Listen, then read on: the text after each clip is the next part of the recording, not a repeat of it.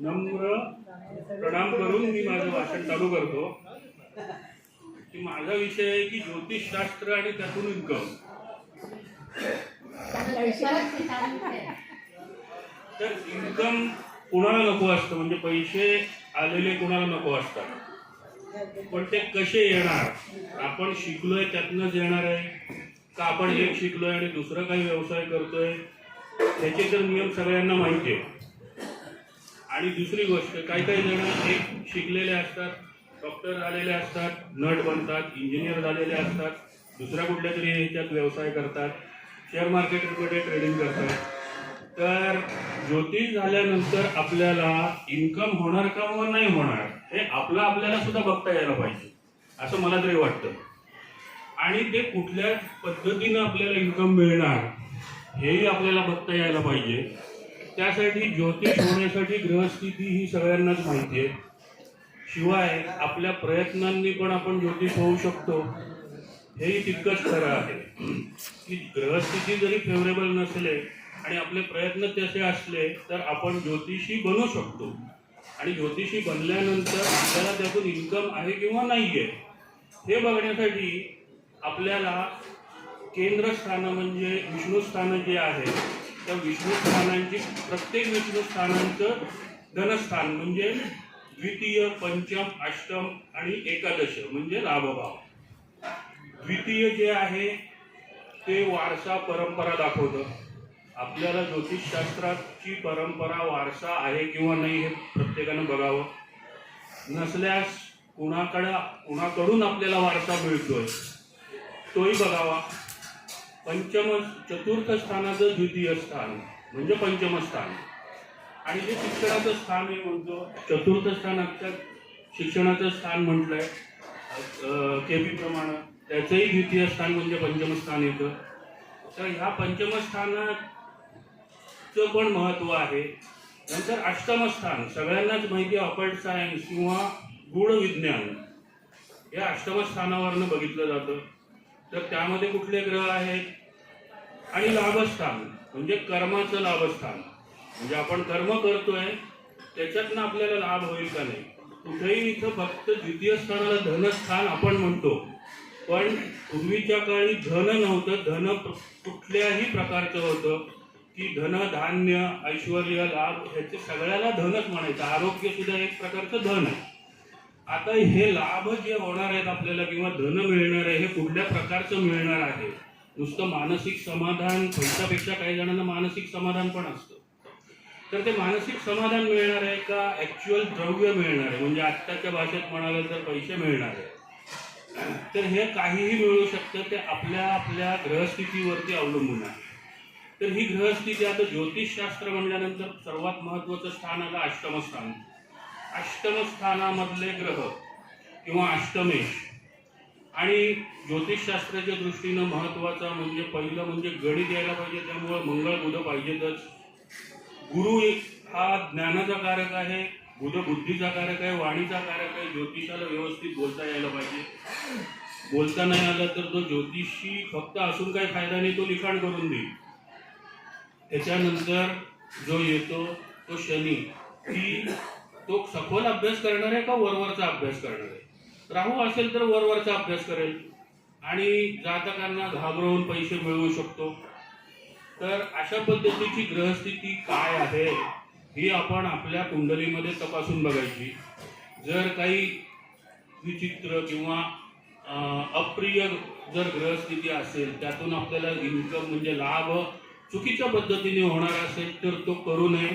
कारण ही एक काय म्हणता येईल की दैवी देणगी आहे ज्योतिषशास्त्र म्हणजे, आणि त्या शास्त्राचा उपयोग आपण प्रॉपर इन्कम म्हणजे, आता आपल्याला आजच्या जगामध्ये जगायचं आहे तर पैसे तर लागणारच आहे. नुसतं मानसिक समाधान मिळून चालणार नाहीये. पूर्वीच्या काळी काय व्हायचं की ज्योतिषी मार्गदर्शन करायचे. पूर्वी वैद्य आणि ज्योतिषी एकच असायचे, आणि गावामध्ये एक जणच असायचा. त्याला काही झालं तरी अख्ख्या घराची कुंडली, कुणाच्या घरात कोण जन्मलेलं आलेलं आहे ते सगळ्या माहिती असायचं. आणि कधी कोणाला आजार काय होणार आहे, त्याचं नक्षत्र काय आहे, त्या नक्षत्रावरून तो औषधं पण द्यायचा, प्रत्येकाला वेगवेगळी द्यायचा. आणि भविष्यही सांगायचं की एवढ्या दिवसात बरा होईल. कारण पंचांगामध्ये कधी आजारी पडलाय त्याच्यावरनं पीडा दिवस लिहिलेले असतात, त्याच्यावरनं आपल्यालाही बघून सांगता येतं. त्यावेळेस काय करायचे की लोक जे काय औषध देतील काही रिटर्न द्यायला सांगायचे, काही तसंच म्हणजे जी वस्तू दिलेली आहे ती पाण्यात उकळून आंघोळ घाला वगैरे वगैरे अशी काही सांगायचे मुळ्या वगैरे देऊन. तर ती रिटर्न देताना त्याच्याबरोबर धान्य द्यायचे, म्हणजे पैशाच्या स्वरूपात नाही द्यायचे पण काहीतरी इन्कम व्हायचं त्यातनं. तर अशा पद्धतीनं त्यांचे दिवस किंवा काय म्हणता येईल की गुजारण व्हायची पूर्ण कुटुंबाची.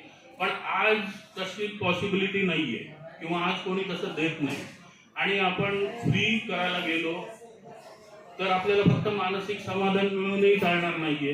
तर प्रॉपर जी वाजवी फी आहे आपली ती आपण आपल्या वेळेची फी म्हणून घ्यावी असं मला वाटतं. माझं पर्सनल मत आहे की ज्योतिष तुम्हाला मी सांगतोय किंवा भविष्य सांगतोय आणि मी माझं भविष्य एवढ्या वेळेला खरं आलंय म्हणून माझी फी 10,000 रुपये असं न करता आपल्या वेळेची किंमत आपण ठरवावी की अर्ध्या तासाला जी देऊ ती आपली आपण ठरवावी आणि त्यानुसार प्रत्येकाला श्रीमंत येऊ दे किंवा गरीब येऊ दे त्याच्याकडनं तेवढीच फी घ्यावी.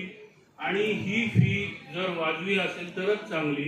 आणि त्यासाठी ग्रहस्थिती म्हणजे अष्टमेश जर लाभस्थानाशी संबंधित असेल, अष्टमेश कुठल्याही प्रकारे, आणि त्याच्याचबरोबर आपल्याला बुध गुरु हे जर फेवरेबल असतील आणि त्याच्याचबरोबर तेही जर काही कारणामुळे लाभस्थानाशी जर संबंध होत असेल त्यांचा दृष्टीयोग किंवा त्या नक्षत्रामध्ये, तर आपल्याला उत्तम प्रकारे इन्कम चांगलं होऊ शकतं. आजकाल बघा की प्लॅटफॉर्म वेगवेगळे अवेलेबल आहे. उदाहरणच द्यायचं झालं तर ते नोकरीसारखे आहेत, 8-8 तास आपण द्यायचे दररोजचे. तसे म्हणजे ॲस्ट्रोसेज आहे, ॲस्ट्रोटॉक आहे, तिथे आपल्याला व्यवस्थित प्रॉपर ज्योतिष येतंय का नाही येते हे इंटरव्ह्यू घेतात. पण तो कसा घेतात हे एक शासनकता आहे किंवा मला तरी वाटतं की ते घेतात, आपल्याला राशी वगैरे विचारतात आणि करतात, पण तिकडनं इन्कम चालू होतं. टॅरो कार्ड येतं, 1 महिना शिकलाय, सर्टिफिकेट दाखवलं, आपण काम चालू करू शकतो. तर अशा पद्धतीचे ग्रहयोग कसे आहेत काय आहेत हे पण बघावं. म्हणजे षष्ठस्थानाशी रिलेटेड म्हणजे प्रॉपर नोकरी, अर्थत्रिकोण जो आहे त्या अर्थत्रिकोणाचे ग्रहस्वामी, अर्थत्रिकोणात असलेले ग्रह हे लाभेशाशी काही संबंध बनवत असतील तर आपण नोकरी म्हणून पण हे करू शकतो. दुसरं, तुमचं वाणीचं स्थान हे जर चांगलं असेल, द्वितीय स्थानाचा स्वामी उत्तम असेल, बुधाशी काही संबंध किंवा काही योग बनवत असेल तर तुम्ही उत्तमरित्या कन्सल्टंट होऊ शकता. जसं वास्तू कन्सल्टंट आहे, त्याच्या चतुर्थ स्थानाच्या स्वामीचा आणि द्वितीय स्थानाच्या स्वामीचा आणि लाभस्थानाच्या स्वामीचा जर तुमचा काही योग किंवा संबंध आले तर तुम्ही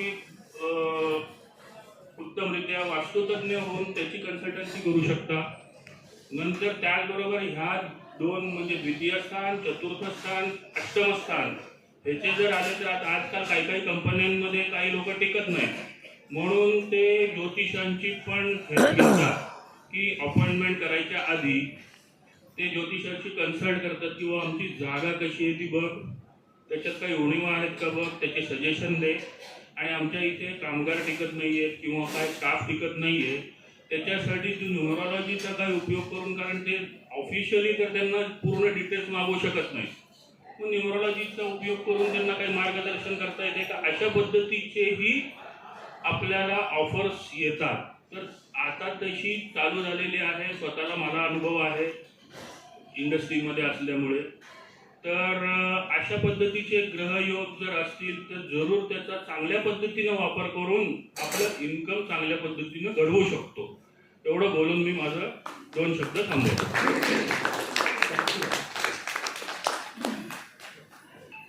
आता मी सुहास समुद्र यांना विनंती करते त्यांनी आध्यात्मिक विषयावर 4 शब्द बोलावेत.